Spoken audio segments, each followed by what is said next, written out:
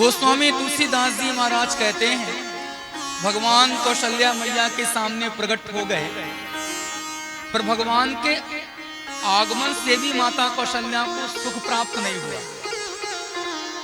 भगवती कौशल्या को जब निराश देखा, भगवती कौशल्या को जब उदास देखा, तो भगवान माता कौशल्या से बोल पड़े, मैया जरा देखो तो, हम तो आपको सुख पहुंचाने के लिए आपके सम्मुख प्रकट हो गए।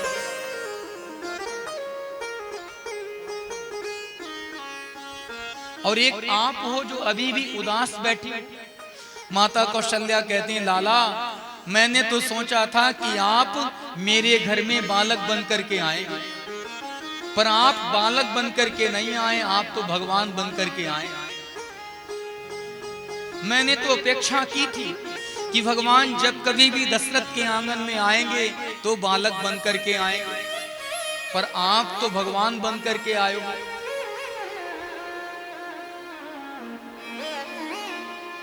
भगवान माता कौशल्या की बात सुनकर बोल पड़े, मैया अब हमारा विशेष कहीं आना जाना तो हुआ नहीं, तो हम ये भी नहीं जानते कहां कैसे जाया जाता है। आप ही बताइए हमें कैसे आना चाहिए था। भगवती कौशल्या कहती हैं, लाला तुम्हें पता है जब किसी के यहाँ कोई बालक जन्म लेता है तो वो पहला काम क्या करता है? जब किसी के यहाँ कोई बालक जन्म लेता है तो वो सबसे पहले रोता है। आपको आए इतनी देर हो गई, पर आप अब तक रोए नहीं।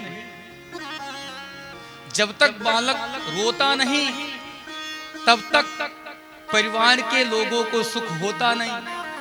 आपको आए इतना समय हो गया, पर आप अब तक रोए नहीं। जब किसी के गृह आंगन में कोई बालक जन्म लेता है तो वो सबसे पहले रोता है। आपको आए इतना समय हो गया, पर आप अब तक नहीं रोए। जब माता कौशल्या ने ऐसा कहा तो भगवान भी बोल पड़े, मैया रोना क्या आवश्यक है? रोना क्या आवश्यक है? माता कौशल्या बोली, लाला अब दशरथ के आंगन में बालक बन करके आए हो तो रोना तो पड़ेगा, क्योंकि यदि तुम रोगे नहीं तो अयोध्या वासियों को समाचार कैसे मिलेगा कि कौशल्या के आंगन में लाला हुआ है। अयोध्या वासियों को सूचित करने के लिए आपका रोना बहुत आवश्यक है।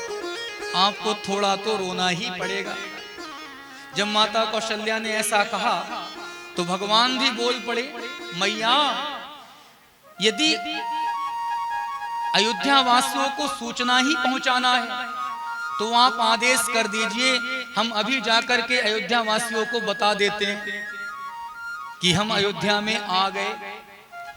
माता कौशल्या ने कहा, लाला ऐसा मत कर, नहीं तो अयोध्या वासी कहेंगे कौशल्या के यहाँ ऐसा विलक्षण बालक हुआ जिसने अपने जन्म की सूचना खुद आकर के दी। ऐसा नहीं होता है। आपको कहीं आने जाने की आवश्यकता नहीं, आप बस थोड़ा रो दो, अयोध्या वासियों को खुद में खुद खबर लग जाएगी कि कौशल्या के यहाँ लाल हुआ है। भगवान ने कहा, देखिए मैया ब्रह्म कभी रोता नहीं। रोना धोना संसार के जीवों का काम है, ब्रह्म कभी रोता नहीं, क्योंकि ब्रह्म संजोग और वियोग से सर्वदा मुक्त है। कबहू जोग वियोग न जाके। भगवान को ना कभी संजोग होता है ना वियोग होता है। भगवान न कभी सुख का अनुभव करते हैं न दुख का अनुभव करते हैं। भगवान तो निरंतर आनंद की अवस्था में रहते हैं। इसीलिए भगवान को हम और आप परमानंद कहते हैं, नित्यानंद कहते हैं, ब्रह्मानंद कहते हैं। भगवान तो निरंतर आनंद के मुद्रा में रहते हैं। भगवान बोले, माता ब्रह्म का रोना उचित नहीं, ब्रह्म रोता नहीं। माता कौशल्या कहती हैं, लाला आप ब्रह्म जहां होंगे वहां होंगे, पर इस समय तो आप हमारे घर में हमारा बालक बन करके आए हैं, तो इस समय आपको वो सब करना पड़ेगा जो आपकी मैया आपको कहेगी। माता कौशल्या ने कहा, लाला मैं जानती हूं कि ब्रह्म के जीवन में न संजोग होता है न वियोग होता है। मैं ये भी जानती हूं कि ब्रह्म का रोना उचित नहीं है, पर मेरी प्रसन्नता के लिए आप अगर थोड़ा रो देंगे तो अच्छा हो।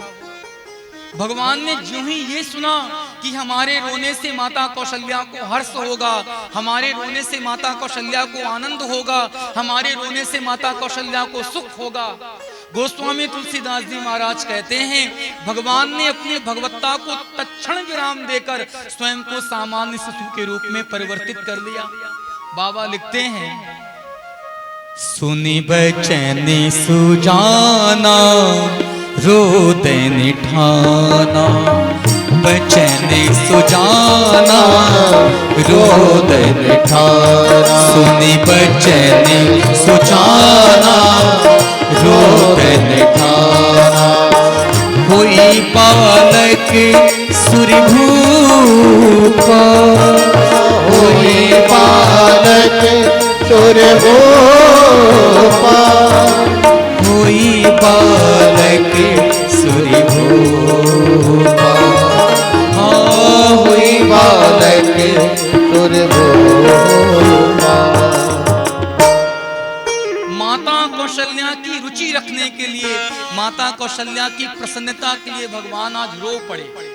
गोस्वामी तुलसीदास जी महाराज कहते हैं भगवान थोड़ा बहुत नहीं रोए, तो सुनी बचन सुजाना रोदन ठाना, मानो कि भगवान ने ठान लिया कि यदि हमारे रोने से हमारे भक्तों को प्रसन्नता होती है तो हम एक बार नहीं अनेक बार रोएंगे। और आप संपूर्ण श्री रामचरित्र मानस का दर्शन कर लीजिए, भगवान श्री राम के चरित्र में आपको संजोग की अपेक्षा वियोग का दर्शन अधिक होगा। भगवान ने संपूर्ण रामचरित्र में रुदन लीला एक बार नहीं अनेक बार की है। दशरथ मरण हुआ तब भगवान रोए, सीता हरण हुआ तब भगवान रोए, जटायु मरण हुआ तब भगवान रोए, लखन लाल जी को मूर्छा लगी तब भगवान रोए। आप संपूर्ण रामायण का दर्शन कर लीजिए, भगवान ने अपनी लीला यात्रा में बार बार रुदन लीला को प्रधानता दी, मानो कि भगवान ने उसी समय संकल्प कर लिया। वैसे तो ब्रह्म कभी रोता ही नहीं था, ब्रह्म रोना जानता ही नहीं था, पर माता कौशल्या ने भगवान को रोना सिखा दिया। गोस्वामी तुलसीदास जी महाराज कहते हैं मानो कि भगवान ने संकल्प कर लिया, भगवान ने प्रतिज्ञा कर ली कि यदि हमारे रोने से ही माता कौशल्या को प्रसन्नता होगी तो हम माता कौशल्या को ही नहीं संसार के सकल भक्तों को प्रसन्नता देने के लिए बार बार रुदन लीला करेंगे। और भगवान ने बार बार रुदन लीला की। बाबा लिखते हैं आज भगवान ने माता कौशल्या के कहने पर ऐसा क्रंदन किया, ऐसा रुदन किया कि सारे के सारे अयोध्यावासी आनंद से भर गए। सारी की सारी अयोध्या का वातावरण आनंद से सराबोर हो गया। गोस्वामी तुलसीदास जी महाराज कहते हैं संसार का सामान्य बालक जब जन्म के समय रोता है तो परिजनों को कितना आनंद होता है। यदि जन्म के साथ साथ बालक ना रोए तो परिजनों को बड़ा भय होता है, परिजनों को बड़ी निराशा होती है। हर परिवार के परिजन यही चाहते हैं कि बालक जन्म के साथ साथ ही रोने लग जाए। संसार का सामान्य बालक जब रोता है तो परिजनों को कितना आनंद होता है। जरा विचार करके देखो, जगत नियंता जगतपति जगदीश्वर कौशल्या के आंगन में जब रोया होगा, ब्रह्म का वह क्रंदन सुनकर अयोध्या वासियों को कितना आनंद होगा, अयोध्या वासियों को कितना आनंद हुआ होगा। बाबा लिखते हैं सुनी शिशु रुदन परम प्रिय वाणी, सुनी शिशु रुदन परम प्रिय वाणी, सुनी शिशु रुदन परम प्रिय वाणी, सुनी शिशु रुदन परम प्रिय वाणी, समभ्रम चली आई सब रानी,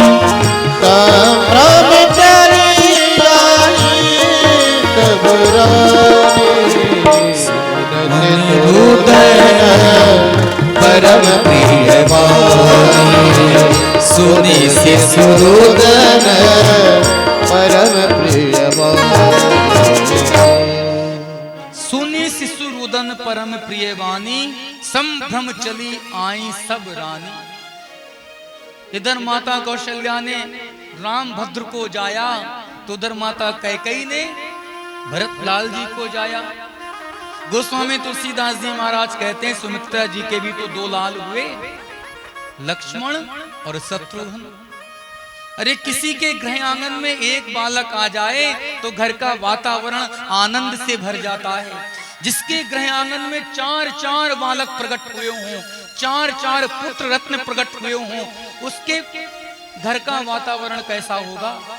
गोस्वामी तुलसीदास जी महाराज कहते हैं भगवान तो मूर्तिमान आनंद है, और जिसके गृह आंगन में आनंद कंद भगवान ही प्रकट हुए हों, उस घर की बात कौन करे, उस नगर की बात कौन करे। सारा का सारा अवध मंडल, सारा का सारा अवध क्षेत्र भगवान श्री राम के आगमन के आनंद से परिपूर्ण हो गया।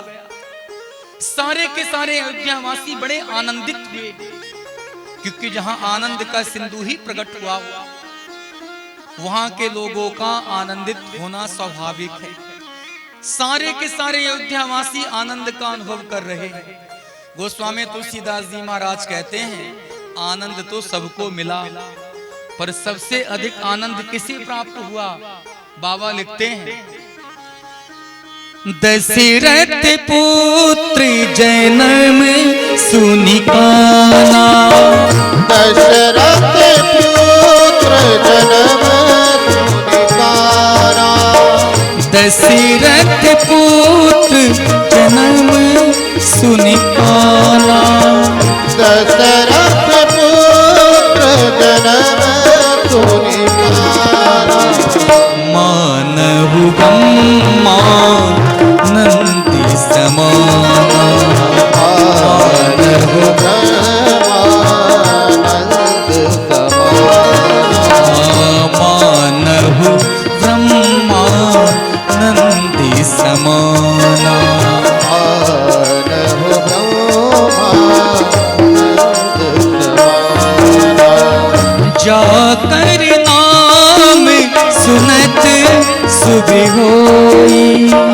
जाकर नाम सुनत शुभ होई, जाकर नाम सुनत शुभ होई, जाकर नाम सुनत शुभ होई, मोरे ग्रह आवा प्रभु सोई, मोरे ग्रह आवा प्रभु सोई, मोरे ग्रह आवा प्रभु सोई, मोरे ग्रह आवा प्रभु सोई। दशरथ पुत्र जन्म सुनि काना, मानहु ब्रह्मानंद समाना, जाकर नाम सुनत शुभ होई, मोरे ग्रहे आवा प्रभु सोई।